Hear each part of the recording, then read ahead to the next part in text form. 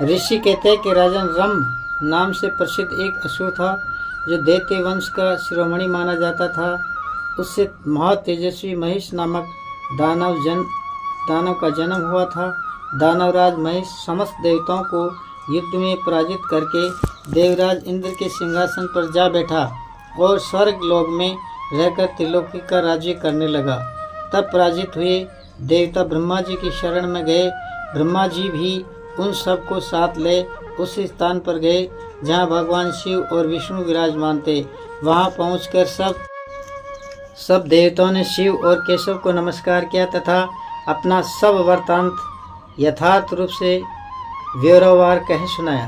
वे बोले, भगवान, दुरात्मा महिषासुर ने हम सबको सम्रांगण में जीतकर स्वर्ग लोक से निकाल दिया है। इसीलिए हम इस मृत्यु लोक में भटक रहे हैं और कहीं भी हमें शांति नहीं मिल रही है।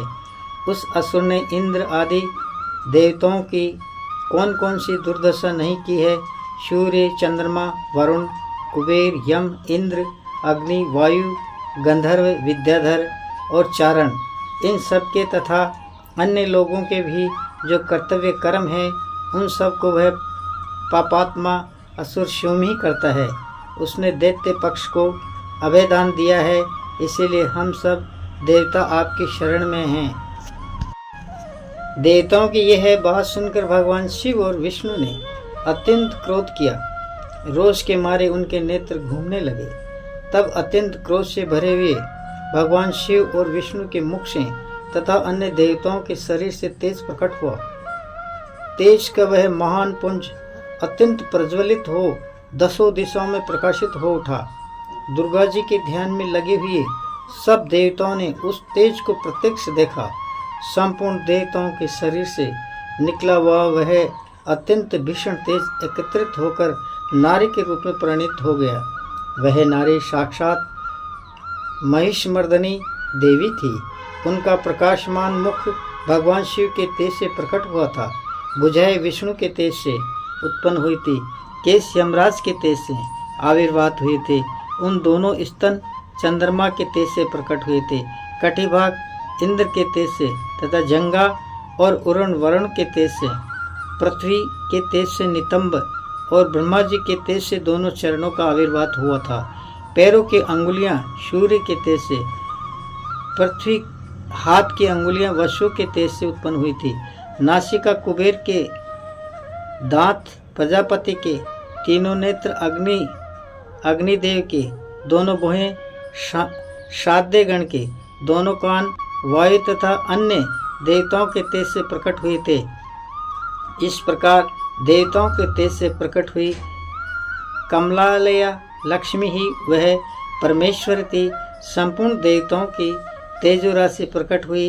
उन देवी को देखकर सब देवताओं को बड़ा हर्ष प्राप्त हुआ, परंतु उनके पास कोई अस्त्र शस्त्र नहीं था। यह देख के ब्रह्मा आदि देवेश्वर ने शिवा देवी को अस्त्र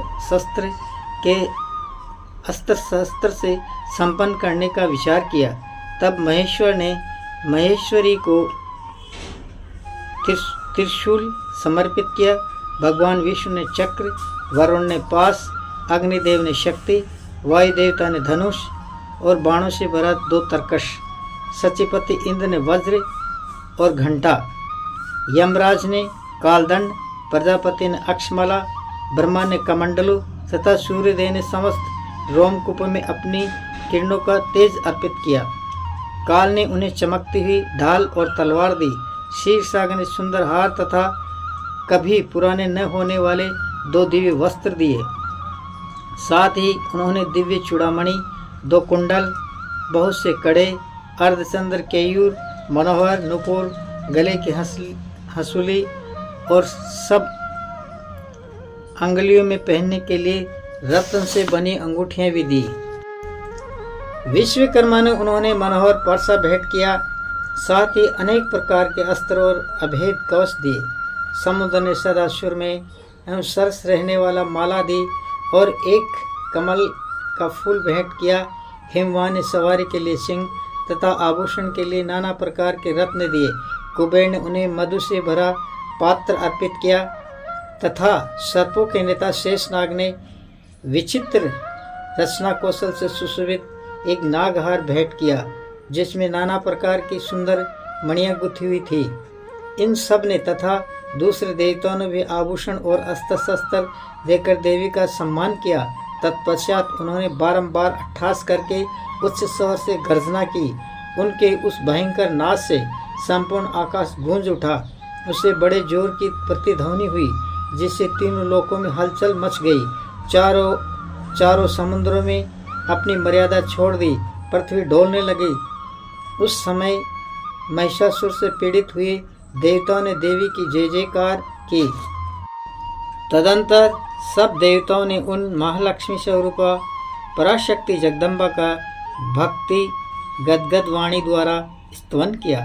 संपूर्ण त्रिलोकी को शोकग्रस्त देख देववेरी दैत्य अपनी समस्त सेना को कवच आदि से सुसज्जित कर हाथों में हथियार ले सहसा उठ खड़े हुए। रोष से भरा हुआ महिषासुर भी उस शब्द की ओर लक्ष्य करके दौड़ा और आगे पहुंचकर उसने देवी को देखा, जो अपनी प्रभा से तीनों लोकों को प्रकाशित कर रही थी। इस समय महिषासुर द्वारा पालित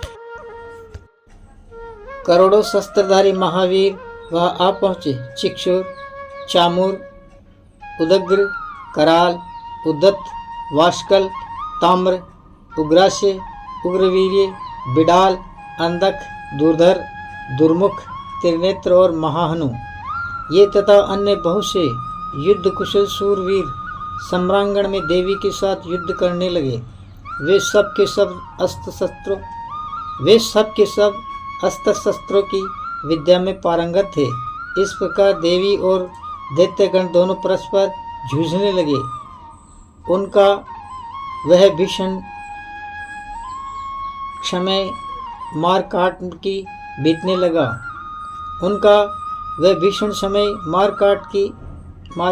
बीतने लगा। इस तरह भयानक युद्ध होने के बाद महिषासुर देवी के साथ माया युद्ध करने लगा।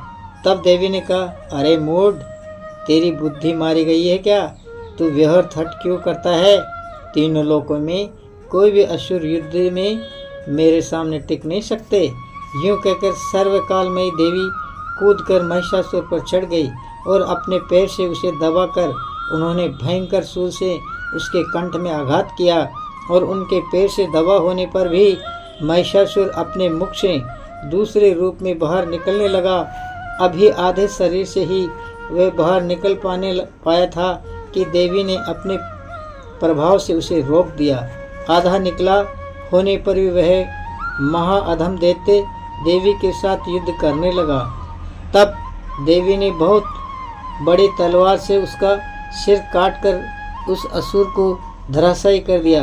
फिर तो उसके सैनिकगण हाय हाय करके नीचे मुख किए और भयभीत होकर रणभूमि से भाग गए और त्राही त्राही की पुकार करने लगे। उस समय इंद्र आदि सब देवताओं ने देवी की स्तुति की, गंधर्व गीत गाने लगे, अप्सराएं नृत्य करने लगी। राजन, इस प्रकार माता जगदम्बा ने महिषासुर तथा उसकी सेना का संहार किया। जय करो शेरा वाली, बोलो सच्चे दरबार की।